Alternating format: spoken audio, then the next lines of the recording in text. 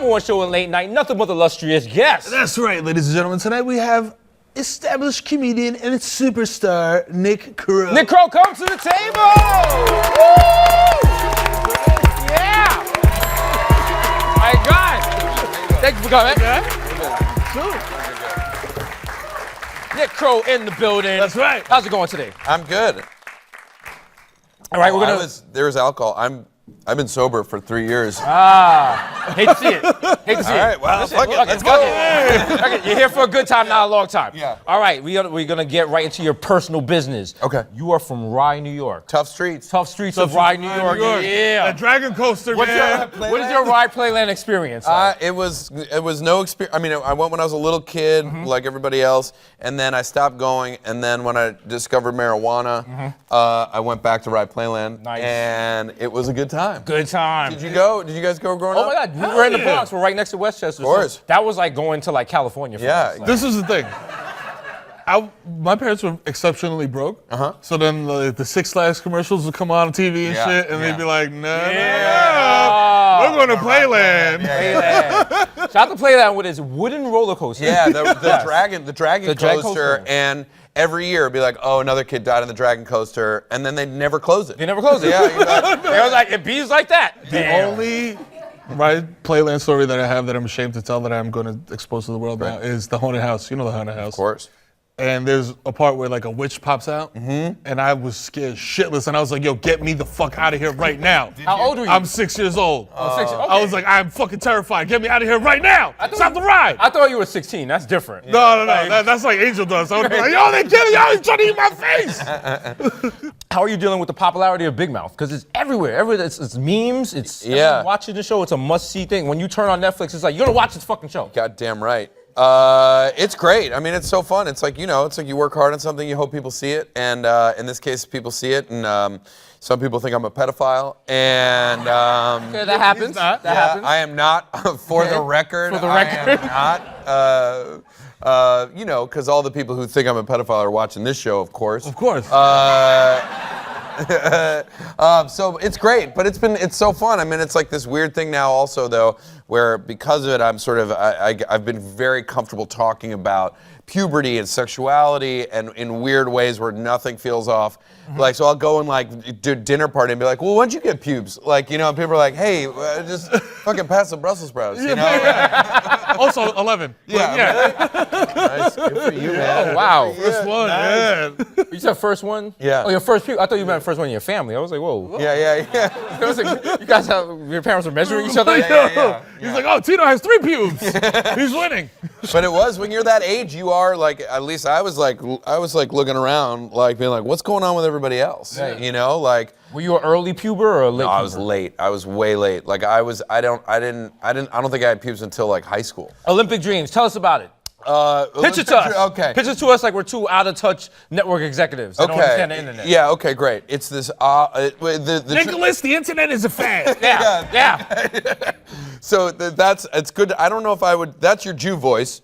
Yeah. That's fine. I don't care your voice. You guys are. Y'all a gang. Oh, we're gang. All right. What is it? What is the Jewish sign there? Your wife's Jewish, but you got a big old Jesus piece on there. Right? Juice for Jesus? Yeah. So Olympic Dreams is this movie, this couple, Jeremy Teicher and Alexi Pappas. Alexi's a summer Olympian. She competed in Rio, and they got an artist in residence grant from the Olympic Committee to make some art in the Winter Olympics. They brought me in. We created this story. They had the basis of a story, and then the three of us went to the Olympics in Pyeongchang in Korea and shot a movie inside of the Olympic Village. Because we were part of the Olympics itself, we kind of had access to the stuff you never get to see at the Olympics. Like usually at the Olympics, you just see the gold medal match or someone's great plight to get there. But in this case, we were in the dining hall, in the med center, in the dorms, like everywhere where you never really get to see. So it's this kind of interesting look in at the actual life of like what it's like to be an Olympian. And it's crazy. It was so fucking cold. Did you see any horrific injuries? No, I mean, I caused a few. Just tripping people, leaving them like, ha, you just got Krolled, bro. Boom! Welcome to the Kroll Show. Kroll Show, you just got Krolled. Kroll Cam! Yeah. And they're like, I've been training for 15 years. And I was like, ha, content.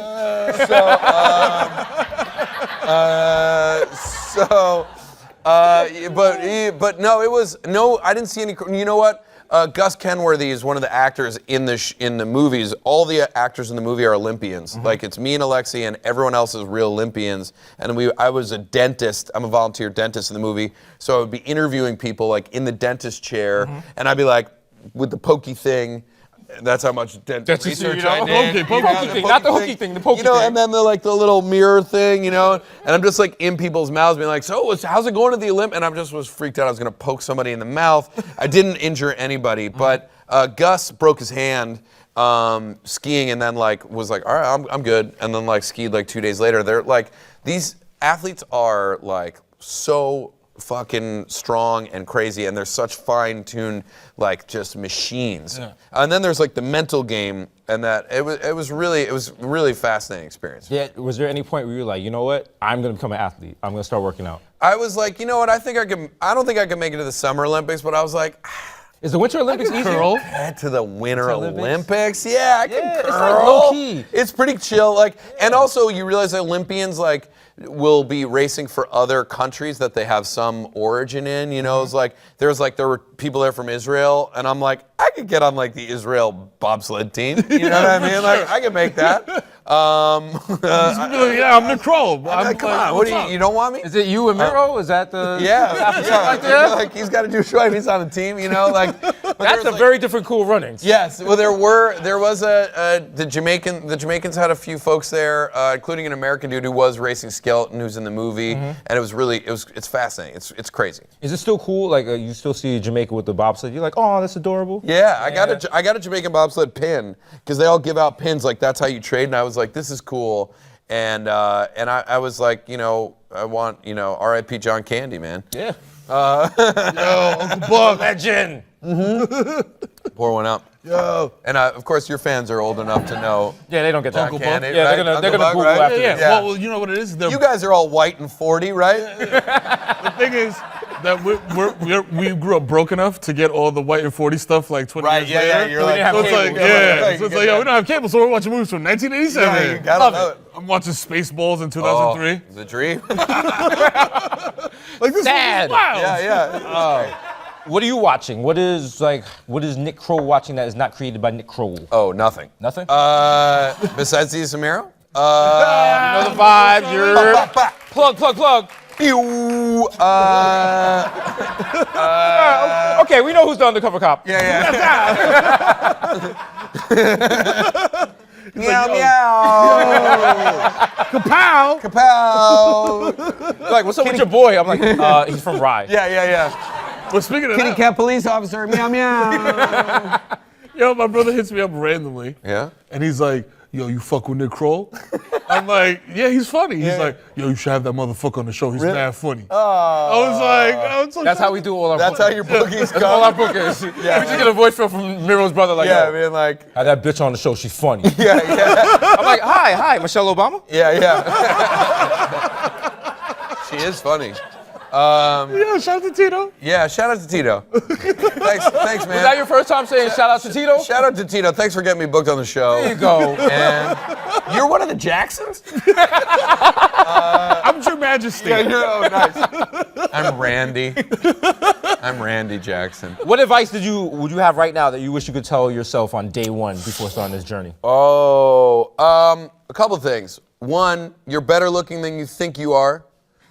When you go back and look at yourself, when you're like, oh, I look like shit, and then you go back and look at those pictures, you're like, I was fucking better looking. What was the golden Nick Kroll age? When you was a bad bitch? When you were knocking it down. not in my 20s. I wasn't my look in the when I started in New York, when I came here in the early 2000s, I did not have it. I did not have it together. I feel like I'm still figuring it out. I feel like as men, we are still and men are now allowed to figure out be honest about being like, I want to be fucking good looking. Yeah. Do you know what I mean? And I think like it used to not be okay for men to do that, and now it's like, no, this is like, we all figured out some level of facial hair to cover what the fuck is happening under here.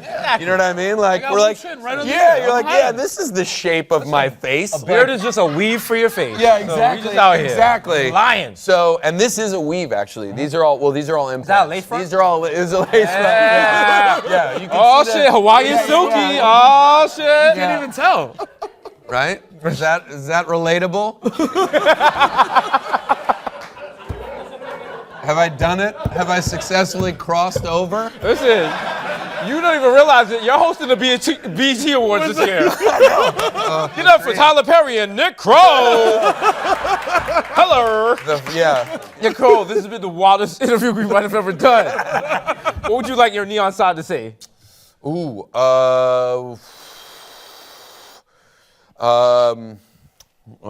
this is tough.